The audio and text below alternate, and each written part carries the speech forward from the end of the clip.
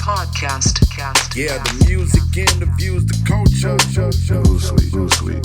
Let's get into it. And then we'll not forget all the lovely things we plan to do today. All right, good day, good afternoon, good evening, my folks. It's Mr. Allen, Mr. LP with the Groove Suite Podcast, MPN Network, all the other stuff that you heard all those other days ago. Yes. We are at day 15 of the C4 Challenge. So before we get into it, please make sure you go to C as in Charles 4challenge.com and check out all the stuff. The Groove Suite Podcast episodes run at 8 p.m. every day this month of October, but there's a lot of other content creators on there. So shouts out to my Clubhouse folks that we be on there talking that good stuff. So some good content, man. And 8 o'clock is the prime time, so we get to talk about music or whatever. And we got some health, wellness. We got some political podcasting, Afro Black, all that stuff. So please check it out, c4challenge.com. And also make sure you follow the Groove Suite on Instagram and Twitter, and follow MPN Management on Instagram and Twitter, and follow me on Instagram and Twitter. All right, day 15. So we got a good jam. 90s action.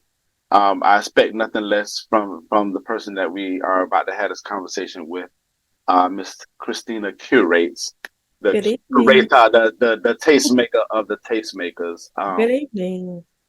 What you mean?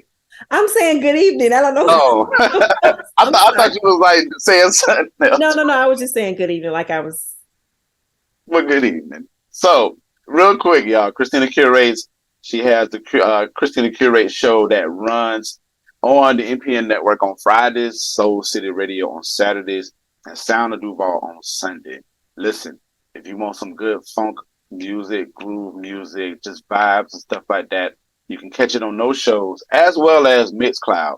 Please go and check out Mixcloud, and she's on the podcast streams too. So you can go to Apple.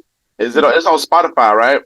No, it's not on Spotify yet. I'm still thinking about Spotify, but it's on Spreaker, iHeartRadio.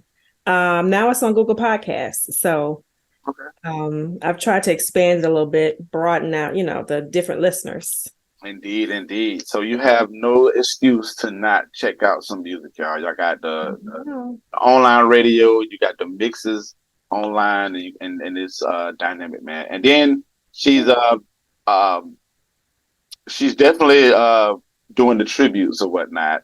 She has some strong ones out there now. So within those mixes, you'll find those all things this, all things that. I'm not going to spill it because I need y'all to go to these places, listen to it, share it with your friends. The holidays are coming up, so this is great mixes that you can be listening to when you're making them turkeys and like stuffing all that stuff. So listen, the holidays coming up, get ready to play all of it. So how are you, Christina? I am doing pretty good. Can't complain.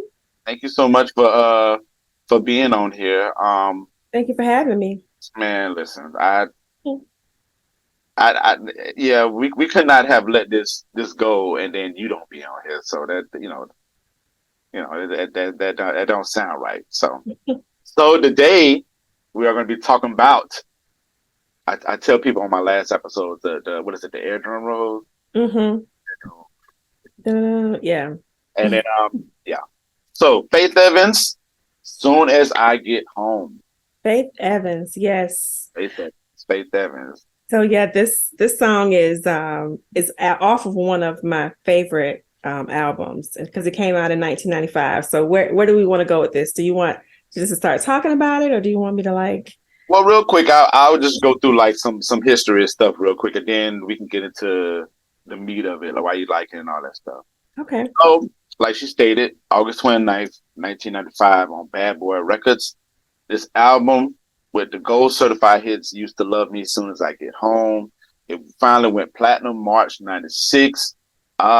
This is the first album of hers, correct? Mm-hmm. This is the debut album. Yeah. Yes, debut album. Mm-hmm. Yep. So it hit US Billboard 200, and it was a top R&B hip hop album on Billboard as well. And when it comes to Soon As I Get Home, producer Chucky Thompson and Sean Puffy or Love Combs. He did it. So funny. This was it was written by Faith Evans and Sean Combs. It says that it was written by, well, I think this is the remix version, but I didn't know Aaron Hall had in it. But it makes sense though, because that's Uptown Record. Yes. So, right. So that's interesting because when I was doing a little research on the song, I rediscovered that there was a remix. So when I first saw it, I was like, wait a minute, I don't remember this song. But then when I played it, I'm like, okay. And then I had to actually go back and talk to some college friends because that's the whole reason why I chose the song is because back when I was at Florida A&M University, my freshman year in the dorms, this song came out. And for whatever reason, this song resonated with us more than the other ones at first. So as soon as it would start coming on, so the part where it said soon as, so we would always laugh at each other because everyone would try to hit that note, but none of us really could like sing professionally. So I mean, it was yeah. So that was funny because the remix is really nice. So I'm thinking like, oh, okay, so I might have to put this on a mix because it's definitely a good song. Yeah. It's a good album, though. I mean, all around. Oh yeah. It came out in a time that it fit perfectly with the whole Bad Boy action, so it was good. Right. Was she the? Well, I mean, you had Mary J, but Mary J technically wasn't on Bad Boy, so. Right. No, right. But then and I was looking at the album and Mary J did either a few songs with her background vocals, or she had something to do with some of the songs. So it was some good albums that came out the year this album came out. I was doing, like I said, I was trying to do a little bit of research before I got on. Yeah, share. So actually, let me see. We had Soul For Real came out with the album, and I didn't even my memory does not serve me well sometimes.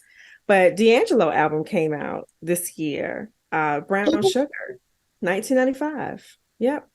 So Groove Theory, Brandy had an album that was out, Montel Jordan. I mean, it was a lot of different R&B artists that came out this year, but it was just something about this album that just, Faith Evans' voice is amazing, and I don't know what it was. It was just a combination of, for this song in particular, it's not like it's a bashing male song. She's actually apologizing for whatever she did wrong, right? She's like, I'll make it up to you as soon as I get home. So, and then I had to go back and look at the video and saw the video, whatever. So, that 1995 was a pretty decent year for R&B. What would you? Well, I would assume that you would put it at number one. The album, Faith Evans album. Yes. Compared to the ones that actually came out, I mean, there was a lot of other stuff that was going on at the time. Escape had their album out. Who else? You talking about Escape? That was like their first album, like just Kick It and all that. Yeah, let me go back and see who I can tell you for sure because let me look at this. So Jodeci's album came out. This was after the After Party album came out.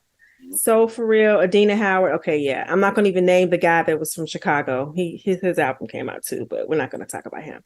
And Joe's album came out that year. Monica had an album, Escape Off the Hook. It was the album that from Escape. So all these R&B albums came out in 95. Yep. I know, right? Yep. Jodeci Love You for Life was one of the songs that was pretty popular. So there was a lot of stuff going on, but as soon as I Get Home was like one of the first ones that kind of caught my attention at first. It takes a while for albums because think about it. In 95, I was 19. So, I mean, I thought I was an R&B head because I wouldn't listen to any hip hop back then. That's a whole nother conversation. But so it took a while for me to like realize that that wasn't even one of my favorite. You know, of course, my favorite was this Reasons. That's the bonus track off the album. Yeah. And it didn't take until I was a little bit older to really appreciate that one. Right. But so yeah, I mean it's the bridge is what kind of like brings her voice in, and the lyrics and the song, you know, it really takes it to another level. You know, we don't have many bridges like we used to. I mean, not too many songs with bridges. Listen, we don't even get like now. I mean, you'd be pleased if you get 2 verses, but even those verses are like short now.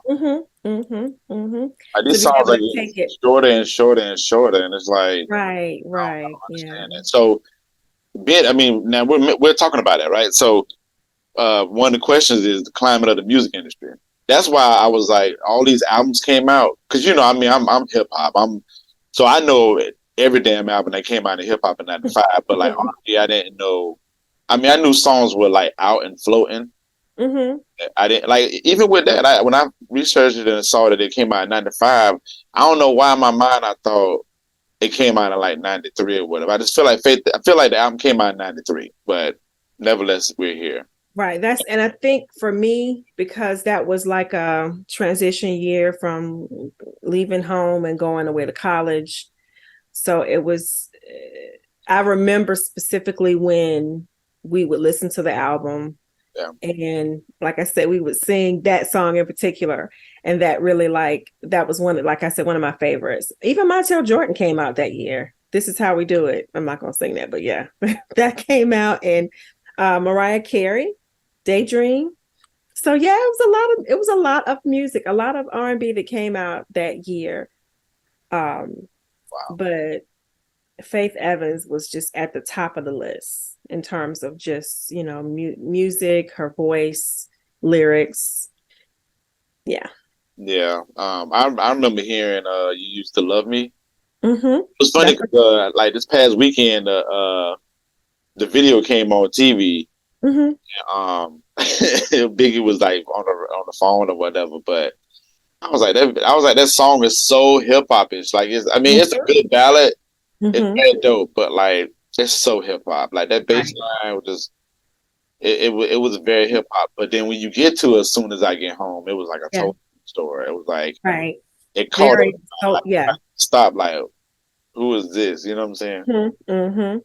Yeah, she the album, I was, like I said, I kind of try to go back to it today and try to listen to it from top to bottom.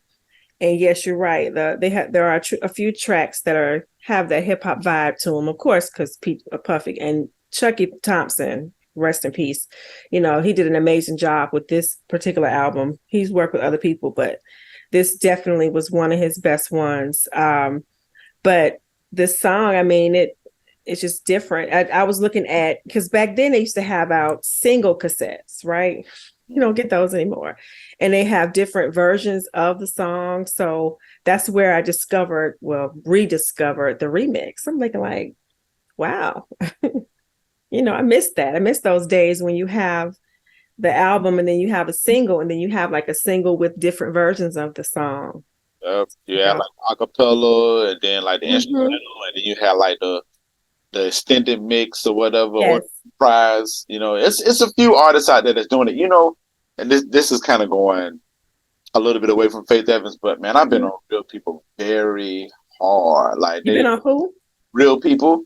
Oh, okay. Yes. Them reprises and them extended versions they be having. They definitely have a good ear for like the house type music and the remixes. I definitely like the one with Raheem Devon. I can't think of the name of it right now, but they have one with Raheem Devon. They just have one. They just released one with Musina, and they got one. I mean, they got just a lot of good music. A lot of good music. I forgot the guy's name that's with Arrested Development. He got a dope song on like a dope. Really? Yeah, it's on Bandcamp. I got you. Okay. Thank you.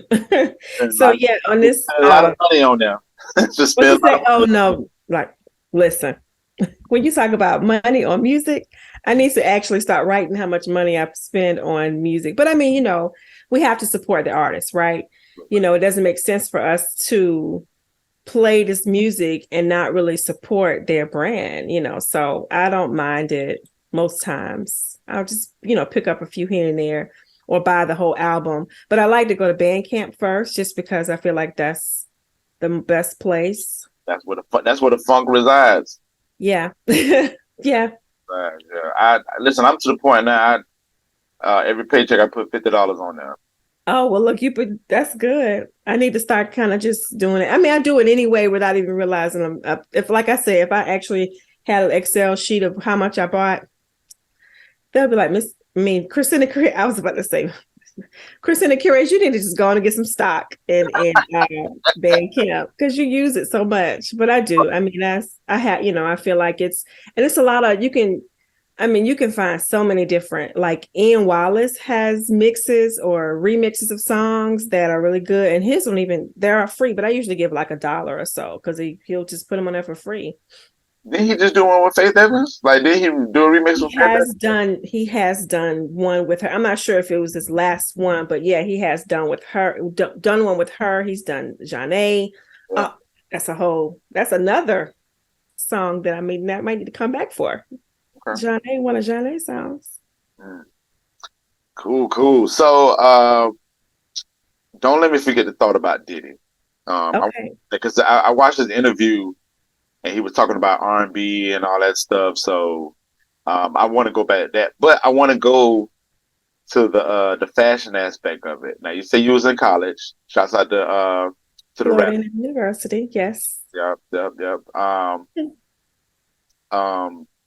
Back then, 95, you got to let us know what you was wearing, because whatever y'all was wearing, Faith Evans, I'm sure was wearing at times 10. So we got to talk about that fashion now. Fashion. So mini skirts. I can just remember going out with mini skirts on, a mini skirt on. I don't know, stonewashed jeans. I don't remember. That was over 20 years ago. That was a long time ago. So yeah, big t-shirts. Yeah, I was about to say that. I was like, I forgot who I was talking with the other day, and we was talking about the fashion back in the. No, matter of fact, I did another interview about Diggable Planets, which that's out now. Okay. We was talking about Ladybug and how her being in a group with two other males. And we was talking about like how they wore baggy clothes, like she wore baggy clothes too, baggy jeans. Right. Yeah. So, and then actually, that is actually back. The high water pants with the really like the big, not so much bell bottoms, but like wide legged pants. The high school kids are wearing that now. Well, the girls, not the boys. The boys' jeans are getting skinnier, but the girls are wearing, It's almost like they switched. Yes, I'm like, what is going on? Everything, and then they're wearing the crop tops. We used to wear the crop tops. That stuff is just like going full circle again. I'm like, everything that we wore, mostly they're wearing again. So fashion was I was probably trying to figure out where I was fitting, because high school, I was a basketball player, ran track. So I had a little bit of tomboy in me, and going to college, I'm like, oh, okay. So let me, be a little girly a little bit. So I was probably trying to figure out where I was fitting in terms of fashion and just everything else. So I was, trying to find myself with the fashion. Did Faith Evans, did she come to FAMU? I'm sure. Faith Evans did not come. She wasn't with him. So quick story. We, my freshman year, 95, this was the early part of the year. So we would, freshmen obviously would be there a week before everybody else, because we would be on campus. Right. And that was like the best week, because we got to just, meet people. I remember like the Miami Boys was on campus doing their dances by Barry White's song, King Kong, whatever it's called. And we had a concert on the baseball field, and we waited for hours and hours. But Biggie and the Junior Mafia performed.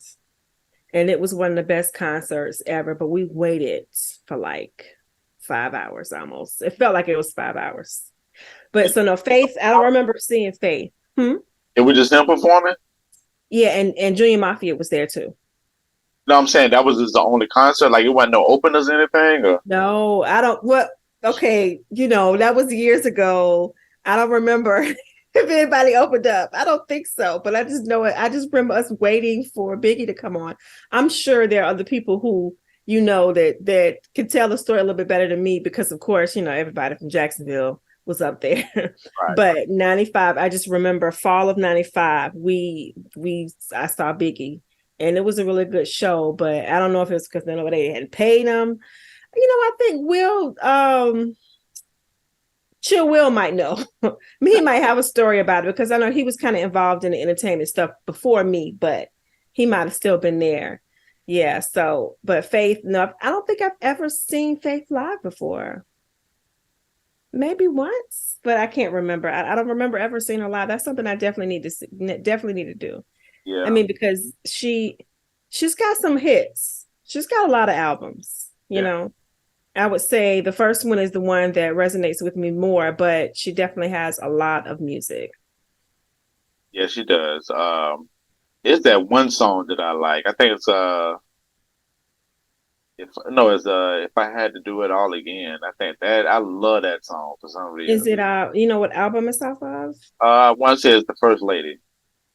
Okay. Yeah, There's a Yep, Again. That's what it's called, Again. okay. Gone Already is one of my favorites from her. She did a song recently with Gwen Bunn. So Gwen Bunn is from Atlanta. I believe she's from Atlanta. She's the singer that she's on Zoe's album. Right. Yeah, I can't think of the name of the song. Five. They count backwards. They count backwards. 5, 4, count to 5 or something. Yeah. They may not count backwards, but it's called Count to 5. So right. Gwen Bunn. So she has on her album. Faith Evans is on one of her songs. So I was like, what? This is good. This is nice. Just see the bridge of the older artists with the new artists. So I thought it was pretty dope. Yeah. So yeah, Faith Evans is definitely one of our, I guess, greats from the 90s in terms of just her music and her voice, so definitely she needs flowers for sure. Yeah, definitely. It was another song that I love from her. It was her and Raekwon was on it. It was a flip of this Biggie's Everyday Struggle. Really? It was like a very dope melody. It wasn't like hip hop like that, but okay. That one, I always play. I love playing "Burning Up." That's a classic to me, as far as club wise. You Gets No Love, of course. Those I'm thinking about DJ stuff that I play with. Yes. Yeah. But then she has a song with Robin Thicke. Okay. So that's now last time I went to a girls' evening where we kind of like hung out and slept over somewhere. We were talking about different artists, and one of my close friends loves Faith Evans. Tamara, she is like a really huge fan of hers. So I always tell her like, I remember the first 2 albums, but then after that, but music for me, 2000 to like maybe 2005, it was a lot going on. So I've had to revisit a lot of the albums that came out during that time. So I'm like, she probably did have some good stuff, but music wasn't in my ear as much as it should have been in that time frame. And that's when, she was making albums back then. But the song with Gwen Bunn is called Between the Lines. Okay. So you definitely want to check that out. It's a really good one. That's crazy you say that. Like, I mean, but I'm thinking when you said 2000, 2005, like that was like that's when like Neo Soul was like. Yeah. Now, I mean, there were pockets of things, of course, D'Angelo, Erykah Badu, right? I mean, Maxwell. But in terms of like really how I'm into music now and really finding those gems, I wasn't listening to it like I should have been. Just because it just life was happening. You know, my son was born in 2001, so life was happening, you know, so but I'm making up for it. I'm about to say there's a lot of music to make up for it. I mean, Yes, it's a lot of time, it's a lot of music. There's so many like you know, nice cuts. My nephew, you know, Larry, he loves Anne-Marie. And not just the songs, of course, that mainstream songs, but like he sends me stuff. I'm like, oh, okay. I kind of remember this one. So he has a good ear for those type of little gems. But yeah, it's definitely a lot of music out there for us to definitely dig into. Faith Evans, you know, she definitely has some pockets. I'm not sure if she's been recognized like that or got flowers from. That's a good question. I don't know if I'm sure she's gotten some type of award, like how they gave Trina award last night. I mean, I'm sorry.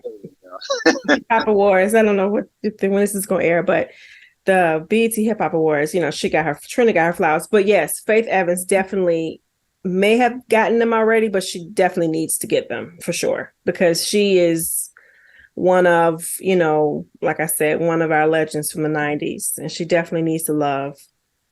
For sure. I know one of the questions was geographic aspect of the song. You're talking like in terms of what the song is about, or just? Well, I mean, like the appeal that it had. I mean, of course, this is Bad Boy Records, so we think in New York, you know, kind of, we really hit on it because we was talking about all out. So okay, because I was gonna say like I said, we talked about it before about the lyrics being not bashing. It's more so apologizing, which, you know, you hear it, but I guess for whatever, I was reading an article and it was saying she's one of the ones back then that weren't talking negatively about me. And I'm thinking like, wait a minute, I heard a lot of songs that weren't, but they were just saying, you know, she was apologizing for whatever she did. So it was one of the better songs. Yeah, for sure. One last thing, and then we'll wrap it up. But okay. the reference to Diddy situation. So on the interview that he did, he really talked about like R&B and like the state of R&B now. Right? He said he want to get back to wanting people to fall in love, and he want people to dance again. You know, he got that song. What is it? Got to Move On joint. Which I think is a good jam to play in the clubs. It's definitely got that sound to it. But share your thoughts on that a little bit, like because he was saying we got to get back to that, you know, as far as R&B music, and I thought about it. I was like, yeah, I kind of agree because like the R&B music that's out now, it's like a lot of people want to be rappers, and and the rappers want. Right. So I have this conversation a lot with different folks, and you know, I guess it's just you have to respect another person's perspective on it. I think it seems as though surprisingly he is just listening to surface mainstream music. And it's nothing. I mean, I guess I don't want to sound like a snob because now that I'm talking, I feel like I'm sounding like a snob. But if you like dig into music that has gone on for the last 10 years, there's some good music. Now, are we going to hear Faith Evans type of music? Are we going to hear, I mean, we don't have that many like artists that can sing like Faith Evans or artists that can sing like Fantasia with their, you know, the voices, a few that come from the church. And I'm not saying the ones that are singing now don't come from the church, but you know, those voices that are just like, you know who that is when you hear them singing, right? I hear a lot of times people say that they all sound the same now. Yeah, but if you dig, you'll hear some differences in the music. So in terms of like getting back to it, always, to me, I hear that and I feel like it's really somewhat disrespectful to the folks that have been putting out music. Kenyon Dixon is an LA artist who's been putting out music past 10 years. Alex Isley has been putting out music for the past over 10 years. Miguel has been putting out music over. I mean, I can name Eric Roberson has been putting out music over 10 years. So it's somewhat of a disrespect to those folks who have been like really working on putting out good quality music. Do we really want music to go back to what it used to be? I mean, I mean, I know 90s is a wonderful decade, a wonderful time for music, but things evolve to a certain extent. Right. You know, and we kind of have to let things evolve. Now, like I said, there are some songs, there are some music that are about love. I mean, I got a playlist that's in my feelings, you know, and that's nothing but love music. You know, of course, my family always messed me about me being in the love zone when I play music. So there's music out there that definitely is talking about love, and it's not talking about beating it up, you know, or he did this wrong, yada yada. I mean, but love has all different types of feelings anyway. You might be upset because somebody did this, or you may be happy because you found new love. I mean, there are all different types of music. So I think that we have to step out of a box and say, okay, let me open my mind to hearing something different.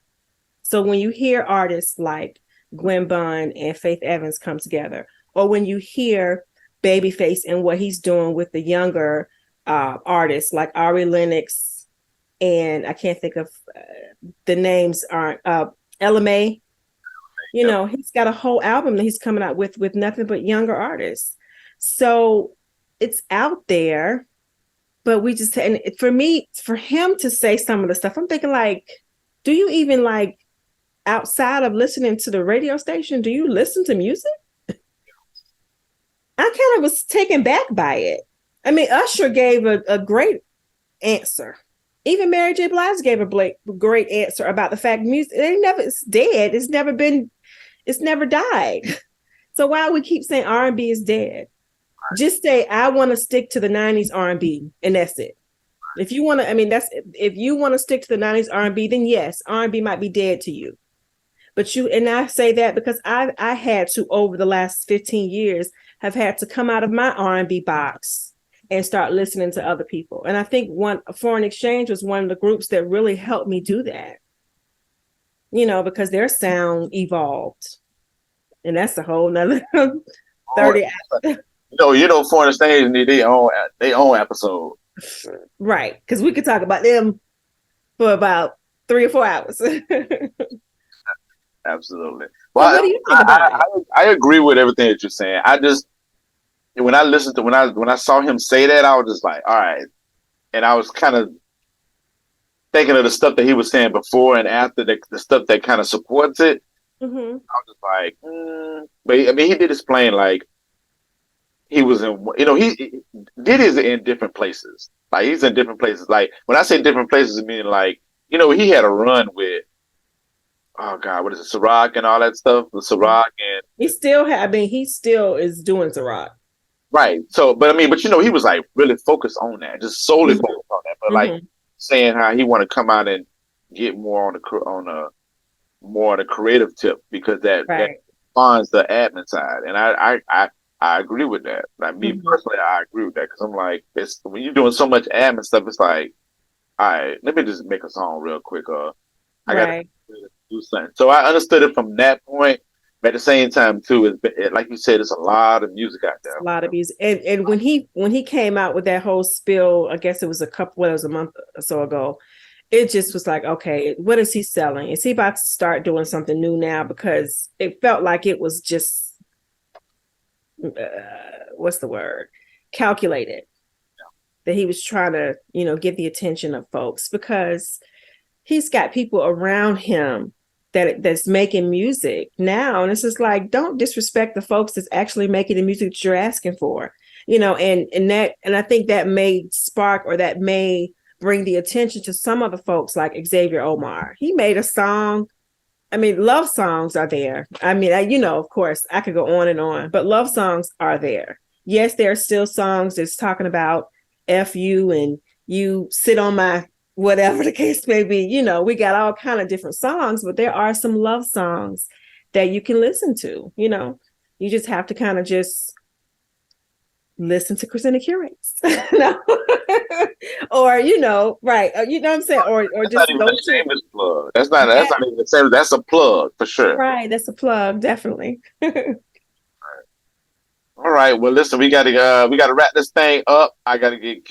I know the engineers are looking like we supposed to What be. time? How long have we gone on? It's been over 30 minutes. Don't even matter. It's good. Oh, okay. Okay. So, all right. Well, listen, I appreciate you being on this show. Faith, as soon as I get home. As soon as I get home. Honestly Thank speaking, you for having me. Yeah. Honestly, when I go to that album, I always go to Reasons first, and then that whatever. Yeah, I do that or whatever. And then too, just to throw my hip hop shit in there, I just like when Camp Lo sampled Reasons. So I thought that was okay. I'm gonna have to go dig that up. I'm talking about. No. I'm talking about the Camp Lo song. Which one?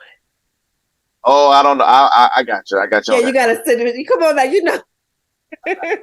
It's fresh too, man. It's just fresh. Okay. But nevertheless, I appreciate you being here. Please let the people know where they can find you at, all the mixes, the Instagrams, all that stuff. Right. So Christina Curates on Instagram. I have a Facebook page that all of the playlists and the music goes to. Twitter, Christina Curates. I'm at a loss of where I am. ChristinaCurates@gmail.com if you would like to send me like music, or if you want to have something to play on one of the mixes, then you can email me. Yeah. But yeah, that's me, Christina Curates. I mean, so please, y'all go check out those mixes. Those mixes are great. Those tributes are great, and all that stuff is great. Please listen on MPN Radio, Soul City Radio, Sound of Duval, Apple, Google, Spreaker, iHeartRadio, and follow the Groove Suite. The bootleg man got them mixes too now. And follow the Groove Suite. Follow the Groove Suite because we need to expand the brand. Yeah, and listen, I appreciate you for keeping that brand going, man. No problem. I love this brand so much, man, and I promise I'm like I got to get it off the damn ground, but. You definitely keep it going with the mixes and the vibe and the brand. So I greatly appreciate you for doing that for sure. No problem. Thank you for having me. Yeah. All right, my people, we are done. Make sure you go to c4challenge.com. Check out all the good stuff. Follow the Groove Suite, Instagram, Twitter, MPN Management, Instagram, Twitter, Christina Curates, Instagram, Twitter, Mr. LP, Instagram, Twitter. Join the Facebook group because the Facebook group is like the most active. But nevertheless, come through there, share a song. We talk about it and we go from there. So be good to yourselves and be good to your neighbors. All right, y'all.